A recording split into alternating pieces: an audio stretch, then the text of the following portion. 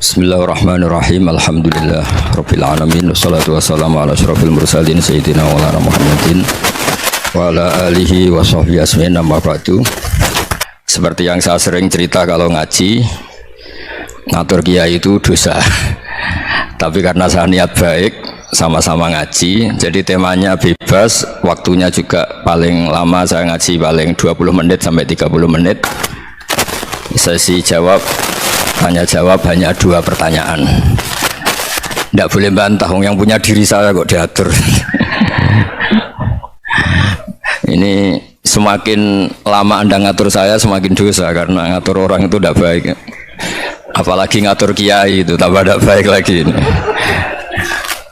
Ya toh, misalnya saya ke Jakarta nelpon Pak Martinus, Pak sini, ya belum mesti bisa. Jadi ya sama-sama nggak mesti bisa kan. Tapi monggo lah kita cerita-cerita Islam, cerita-cerita beragama yang rileks. Kita semua tadi seperti yang dikatakan Kadensus pernah diswani Mas Sufyan Sauri, juga beliau pernah ngaji. Sebetulnya dalam banyak hal-hal yang keseharian itu lebih prinsip ketimbang ide kita tentang hal-hal besar. Saya beri contoh, Allah itu Tuhan yang Maha Kuasa, yang menguasai alam raya ini. Kadang-kadang menjelaskan dirinya itu hanya alladzi at'amahu min ju'. Saya ini Tuhan yang memberi makan kamu saat Anda lapar, saat kalian lapar. Jadi untuk beriman kepada Tuhan yang Maha Esa, kepada Allah, kamu yakin yang memberi makan kamu itu Tuhan. Apapun kecewanya Anda terhadap tetangga, terhadap negara, terhadap mertua, terhadap istri, itu kecewa Anda tidak akan mati. Tapi kalau tidak makan itu mati. Sehingga Allah mensifati dirinya kadang pakai keseharian. Alladzi at'amahu min ju'. Tuhan itu siapa? Yang memberi makan kamu ketika lapar. Tapi kamu untuk syukur itu nunggu punya istri cantik, neriman, gampang diatur, membolehkan poligami. Terus 4 istri itu neriman semua, loyal semua. Itu sombong betul. Mau syukur saja kok repotnya seperti itu. Jadi mau syukur ya ada makanan dimakan. Itu kalau ngantuk ya tidur. Ayatnya wa min ayatihi manamukum billaili wan nahar. Maksud ayat Allah itu tidur. Nah, keangkuhan-keangkuhan ini yang menjadikan kita itu jadi repot hidup. Untuk syukur kok nunggu tadi. Mertua baik, tetangga baik, istri baik. Apa saja di sekelilingnya harus baik. Nah, keinginan berlebihan ini menjadikan kita lupa ada hal-hal yang paling kita butuhkan, yaitu oksigen. Kita boleh nempat di buminya Allah. Alladzi ja'ala lakumul ardo firasya. Bumi kamu tempati enak. Coba kalau gempa, apa artinya istri 4 cantik semua kalau pas digoyang apa? Gempa.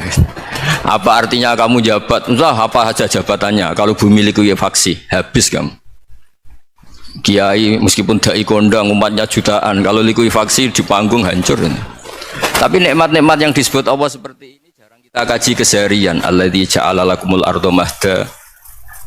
Allah itu yang menjadikan bumi dalulan, yang mudah diinjak. Famshu fi mana biya, silahkan pakai jalan-jalan. Jadi saya termasuk benar-benar kiai Jawa. Kalau kerennya kiai Nusantara atau kiai Indonesia lah. Diajari bapak saya Kiai Haji Nur Salim, diajari Mbah Maimun. Itu Islam itu keseharian. Karena ketika Anda memilih hal-hal yang serius, itu tujuan utamanya nyari ridhonya Allah, dan ridhonya Allah bisa kamu dapatkan sesuatu yang pasti benar. Misalnya dalam sebuah hadis Sahih Muslim disebutkan, innallaha la yardha 'anil 'abdi idza akala al-akla fayahmadahu 'alaiha aw yashraba syarba fayahmadahu 'alaiha. Itu redaksinya inna itu sesungguhnya, la yardha juga pakai lam taukid, juga maknanya sesungguhnya. Sungguh-sungguh Allah sangat ridho ketika seorang hamba itu makan ketika sesuap nasi dia muji Allah, ketika minum seteguk nasi dia muji Allah. Itu kalau orang diridhoni Allah itu wali betul. Itu untuk jadi wali itu gampang. Kamu makan ridho, kamu nginjak buminya Allah ridho, seneng, kamu hidup keseharian aman, seneng. Nah, ini supaya sampean kita semua ngaji betapa panduan Rasulullah untuk menggapai ridho Allah itu banyak yang keseharian sekali. Saking kesehariannya banyak dalam hadis, dan itu sahih. Nabi menyebut hal-hal yang keseharian. Hatta ma tas'alu fi imra'atika, kamu punya uang kemudian istri kamu bisa makan, itu ibadah. Bahkan sebagian ibadah itu dicontohkan Nabi yang akhirnya diprotes sahabat, yaitu wa fi buti ahadikum sedekah, kamu menggauli istri kamu itu ya sedekah. Sampai sahabat bilang, yang benar ya Rasulullah, ayati ahaduna syahwatahu wa huwa lahu ajrun, masa urusan biologis, urusan syahwat kemudian dia dapat pahala. Nabi menjawab, alaysa lawadhu'aha fi haramin akana alaihi wisrun, bagaimana kalau dia meletakkan ke yang tidak benar, itu kan dosa. Nah, hal-hal seperti ini yang saya ingin teman-teman semua lah, semua, saya juga agak ingin ngaji demi Anda juga agak ingin. Itu dosa sekali ngaji kok pesanan kelompok tertentu itu gak boleh. Islam itu untuk semua, jadi ya cuma karena di depan saya jenengan ya seakan-akan jenengan korbannya. Itu ada ilmunya dalam usul fikih itu. Jadi orang itu harus ngaji usul fikih. Nama yang disebut, mungkin Mas Sufyan masih ingat zaman ngaji usul fikih, nama yang disebut itu tidak jaminan sebagai prioritas perintah. Jadi misalnya gini, kebetulan yang di depan Nabi itu Abu Dzar, Nabi ya bilang, ya Abu Dzarin ini uhibbuka misalnya, atau ya Mu'ad ini uhibbuka, atau ya Abu Hurairah ini uhibbuka misalnya. Banyaklah riwayat yang Nabi nyebut ya Abu Dzarin, ya Mu'ad, ya Abu Hurairah. Kemudian misalnya Nabi meneruskan khitab, ini uhibbuka, saya mencintai kamu, fakul dubur sholatin, atau sebagian riwayat disebut fala tada'anna dubura kulli sholatin Allahumma inni ala dzikrika wa syukrika wa husni ibadatik. Saya mencintai kamu, siapa saja, Mu'ad bisa, Abu Dzar bisa, siapa, saya mencintai kamu, mohon kalau habis sholat kamu jangan lupa wiridan Allahumma inni ala dzikrika wa syukrika wa husni ibadatik. Ya Allah, tolong kami permudah supaya mudah ingat engkau. Anda tidak bisa mentang-mentang, wong nama saya Parmin, nama saya Purnomo, itu yang diperintahkan Mu'ad misalnya. Jadi yang disebut satu, tapi khitab itu untuk siapa saja.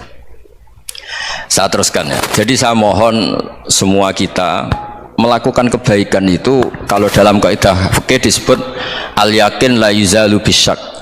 Banyak kebaikan yang kebenarannya itu 100%, tidak punya efek samping ke pihak lain, ke kelompok lain, ke komunitas lain.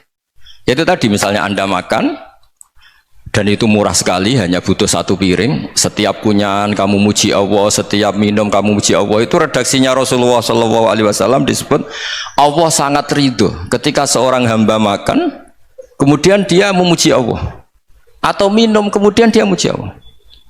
Logikanya gampang, negara seperti ini yang kamu harapkan bentuknya kayak apa, mertua, ipar, komunitas, tetangga, itu nyata terjadi itu kan belum pasti. Sementara yang mesti terjadi adalah kamu butuh makan, kalau tidak mati, butuh minum, kalau tidak mati, butuh bumi yang nyaman ditempati, kalau tidak kita juga mati. Sebab itu Allah kalau menyebut nikmatnya itu hal-hal yang keseharian. Alladzi at'amahum min ju'. Allah itu siapa? Allah itu yang menciptakan kamu bisa makan, tidak berlebihan. Allah itu yang menciptakan kondisi sosial itu ideal. Zaman Nabi itu ya ada orang munafik, orang-orang pilihan Allah itu juga diuji orang sekelilingnya yang macam-macam. Semua diuji sesuai konteks zaman dan waktu. Nah, tapi ada ibadah-ibadah yang selalu disarankan Nabi. Sampai Nabi itu pernah ditanya, ayul Islam ya khairun ya Rasulullah, Islam terbaik itu gimana? Jawaban Nabi itu unik, it'amut to'am, Islam terbaik itu ya makan-makan, santai-santai. Ketika Allah menyebut beberapa kebaikan, falak tahamal akobah, wa ma adrokan apa? Mal akobah. Terusannya apa? Fakku rokobah. Terusannya apa? Au it'amun fiyaumin di masubah. Ya, atau acara makan-makan itu juga Islam. Kenapa? Ya bayangkan kalau tidak ada makanan, kita mati kan? Kondisi sosial tidak ideal itu Anda masih gak apa-apa, tapi kalau Anda tidak makan, Anda tidak minum, kamu punya istri cerewet masih bisa hidup, punya mertua cerewet masih bisa hidup, tapi kalau tidak makan bisa mati. Berarti penting mana istri sama makan? Penting mana? Makan. Semoga istri Anda dengar, nanti kamu disuruh makan tapi pulang deh. Itu kalau dibahasakan makan masih memahami. Penting mana nasi satu piring dengan istri? Nggak ada nasi mati, nggak ada istri belum mati. Penting mana? Gak berani jawab kan? Nah, ternyata Anda ada garang kan di depan istri. Jadi saya mohonlah, mungkin Mas Sufyan Sauri tadi yang bisa bantulah teman-teman tuh ngaji yang keseharian saja. Karena kita nyari ridho Allah itu berdasar firman Allah, dan firman Allah itu menyebut keseharian tuh riang gampang. Yaitu tadi misalnya wa min ayatihi manamukum billaili wan nahar. Termasuk ayat-ayat Allah itu kamu tidur. Maka dulu itu ada guyonan, ada tokoh Mu'tazilah, kelompok dalam Islam yang berpikir manusia itu bisa menentukan ikhtiarnya sendiri. Karena saya bisa duduk, duduk, ingin berdiri, berdiri. Karena kelompok ini nggak terima kalau semua kehendak Allah, nanti bagaimana kalau semua kehendak Allah kok ada hisab, ya ada sanksi. Lucunya itu dia akhirnya, ini cerita ya, mencintai seorang perempuan cantik sekali. Dan itu dia menjadi ahli sunnah itu oleh hal-hal yang sepele. Karena istrinya cantik, ya namanya suami istri itu hubungan intim. Terus ditanya, Mas, masih ingin lagi? Masih. Silahkan diulang lagi. Wah ya tidak bisa. Katanya manusia bisa menentukan yang diinginkan. Itu tobat itu.